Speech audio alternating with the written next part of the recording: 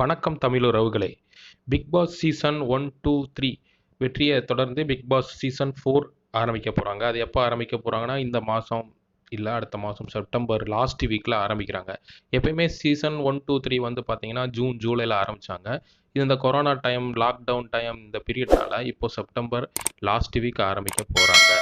இப்போது இந்த இதில் அதுவும் இல்லாமல் இப்போ எலெக்ஷன் டைம் வேறு வந்துக்கிட்டு இருக்கு. எலெக்ஷனில் கமல் சார் ரொம்ப பிஸியாக இருப்பார், கட்சி விஷயமா ரொம்ப பிஸியாக இருப்பாங்கன்னு எதிர்பார்த்த டயத்தில் அவரே பிக் பாஸ் சீசன் 4 வந்து நடத்த போகிறாரு.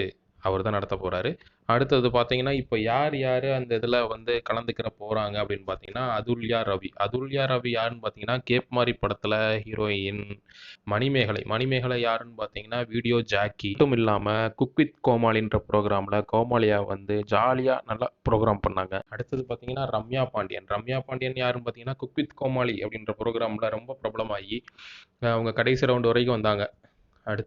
அடுத்து பார்த்தீங்கன்னா கிரண் யாருன்னு பார்த்தீங்கன்னா, ஜெமினி படத்தில் வந்து ஹீரோயினாக நடித்தாங்க. அதுக்கப்புறம் அதை தொடர்ந்து வின்னர் அந்த மாதிரி கொஞ்சம் நல்லா ஃபேமஸான படத்தில் நல்லா நடித்தாங்க. அடுத்தது பார்த்தீங்கன்னா சிவாங்கி அவங்களும் குக் வித் கோமாளியில் வந்தாங்க. அடுத்து புகழ் அப்படின்னு ஒரு காமெடி, அந்த காமெடியில் வந்தவங்க கலக்க போவது யார் அந்த காமெடி மூலிமா வந்து இப்போ குக் வித் கோமாளிலையும் அவரும் இருக்கார்.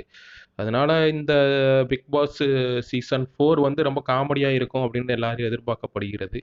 அது மட்டும் இல்லாமல் இப்போது அடுத்தது பார்த்தீங்கன்னா கொரோனா டயத்தில் என்ன மாதிரியான மேனேஜ் பண்ண போகிறாங்க அப்படின்னு பார்த்தீங்கன்னா, வர்ற எல்லாரையுமே ஒரு 14 நாள் குவாரண்டைனில் கொரோனா செக் பண்ணி குவாரண்டைன் பண்ணி தனித்தனியாக குவாரண்டைன் பண்ணி தான் உள்ளே கொண்டு வர போகிறாங்க.